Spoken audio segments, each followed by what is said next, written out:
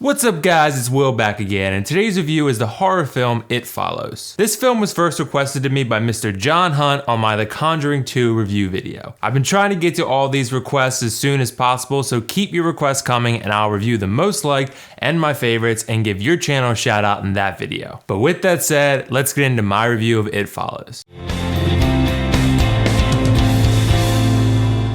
Okay, so It Follows is a 2014 supernatural horror film written and directed by David Robert Mitchell. The film was originally shown at the 2014 Cannes Film Festival in Cannes, France, and eventually had a wide North American release in May of 2015. So the basic plot of It Follows is that a college student, a girl by the name of Jay, played by Micah Monroe, is being pursued by some supernatural being. The curse of being followed or hunted by the supernatural being was passed to her via a sexual encounter she had with a guy she was dating at the time. So if Jay were to have sex with someone else, the supernatural entity would start following that person and trying to kill them, and if it succeeded, it would start following Jay again and trying to kill her, and go back down the line to whoever started it. This supernatural entity slowly walks towards the person it's following in the creepiest way possible and takes the form of a stranger or even someone the cursed person knows so it can get close to them. Because the goal is to obviously not let this being touch you, because usually if it gets its hands on you, well, it's probably over for you. But anyway, after Jay accepts the reality of her situation,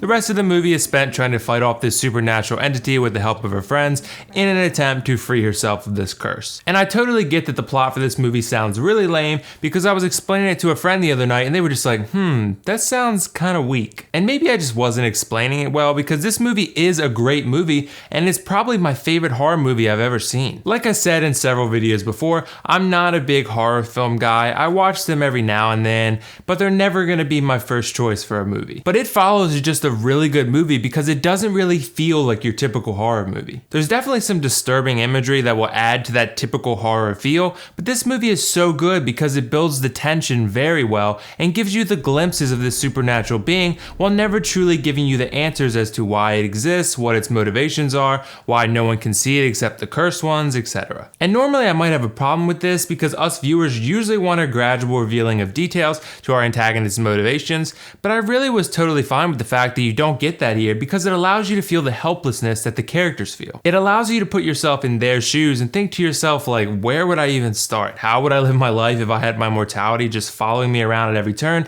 and inevitably it's gonna catch you? Which is basically what we do now, we just don't think about it like these characters are forced to. This isn't to say that you can't put yourself in the shoes of characters in other horror films as well, because you definitely can, but It Follows is a different beast because it brings up the topic on how each person approaches their mortality that's always following you around. Okay, so this movie has been read into by a lot of different people, and some say this movie is an allegory for AIDS, and some say it's simply an allegory for our own mortality that's inevitable. I really think it has elements of both because the curse is indeed transmitted sexually, and that's a key plot detail that can't be ignored. So if you transfer AIDS to someone else, they have to live with it their entire life, and my understanding is that even with AIDS, you can live a pretty normal life now, but still, it's always going to be following you around, and eventually it will catch up to you. You could also say this about your own mortality in general. You never know when it's going to catch you, and it could be when you least expect it because, well, none of us are immortal. It's just a little odd that the curse is transmitted sexually, but if you think of it sort of like the supernatural entity as the Grim Reaper and you can't let it touch you or you'll die,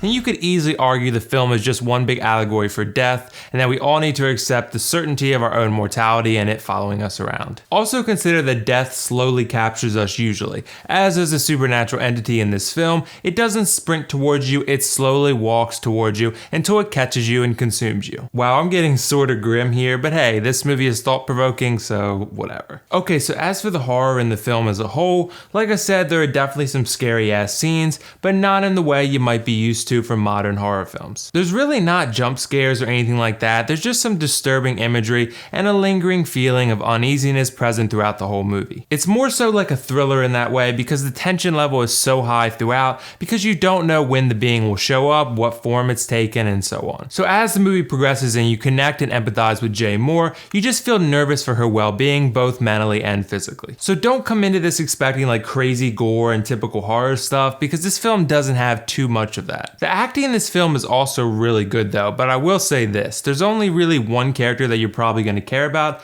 and that's the main character Jay, played by Micah Monroe. She's so good in this movie that your eyes are pretty much going to be fixated on her the entire time because she really does play the part of Jay very well. You can feel the fear and uncertainty and even helplessness in her performance, and I don't think that you can really say that about a lot of lead actors in horror films today. Micah Monroe is definitely a rising star considering she was just in the new Independence Day, and deservedly so because in It Follows she was definitely the one that steals the show. Jay also has a couple friends that help her face this demon, but none of them really add enough to the story where you're gonna remember their names at the end of the movie. They're acted fine, but they really just serve as support for Jay, and you don't get enough time with any of them individually for them to truly make an impression on you. I also really like the music and the way this film was shot. The music composed by Disasterpiece is super eerie and unique, and I feel like I could definitely recognize it pretty much anywhere. It really supplements the suspense and anticipation that you're feeling from various scenes really nicely. I also like the way the film was shot because they use a lot of locations in Detroit that give you a good representation of what kind of environment Jay comes from. The locations and scenery felt really grounded and realistic, and this really adds an increased immersion factor to the story. The way the film was shot from a technical standpoint was also really nice. During intense scenes, the filmmakers sometimes even give you views that even Jay herself can't see, and this adds suspense because you can see the supernatural being like walking toward her or something,